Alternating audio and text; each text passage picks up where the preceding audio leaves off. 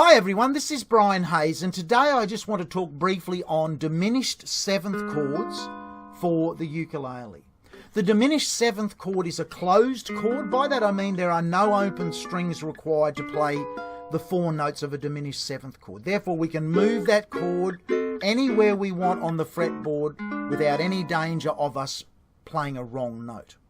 Now the formula for a diminished seventh chord comes from the major scale, like all of the chord formulas. If we think of the key of C major, C, D, E, F, G, A, B, C, if we assign numbers to those notes, 1, 2, 3, 4, 5, 6, 7, 8 being the octave, the formula is 1, 3 flat, 5 flat, 7 double flat. So it's a complex formula, but pretty easy once you get your mind around it. So we need a C, the first note in the scale. We need the third note of a C scale flattened. Well, that'll be E flat. We need the fifth note flattened. Well, that'll be G flat. And we need the seventh note taken down 2 semitones, double flattened. So the seventh note was a B, one flat is B flat, another flat is A. It's the same as the sixth note. And there are those 4 notes. So we've got C, E flat, G flat, and A. And that's the famous shape, both on guitar and on ukulele, of the diminished seventh chord. Now, remarkably, any of those notes under those fingers there, if you did the music theory and said, well, what would the notes be in an A diminished seventh chord?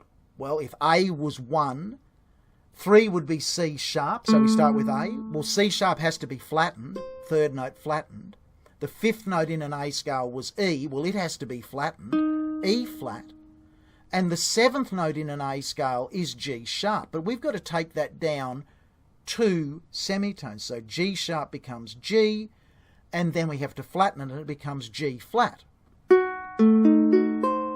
So we've got exactly the same notes, and the same applies if we started on any of the other 2 notes. It's the only chord like it in music where the chord shape you're playing is actually 4 diminished seventh chords. No, you just pick whatever finger you're thinking of. In this case, if I'm thinking of A up the top, well, I can call that an A diminished seventh chord. I can call it a G flat diminished seventh chord, an E flat diminished seventh chord, and a C diminished seventh chord. Now, because of that symmetry in the way the chord is constructed, if I now slide the shape of an A diminished seventh chord up to where the note is C on the 4th string, I get the same 4 notes, just a different inversion. So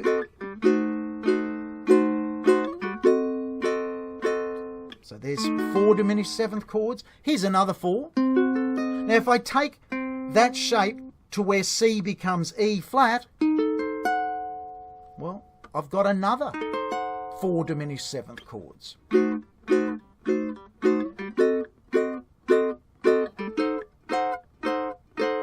Really fascinating when you think about it. So often you'll hear a progression, say like this, where I'll go F, A diminished seventh, G minor 7th, C 7th. Now I'll listen this time.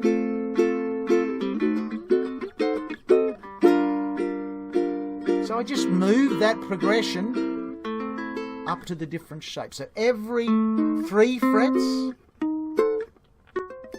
the progression repeats.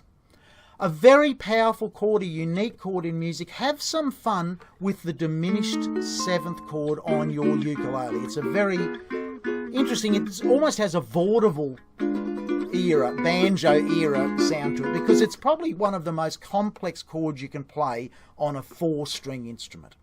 I hope you've learned something new and enjoyed that tutorial. Put it into practice. Bye for now.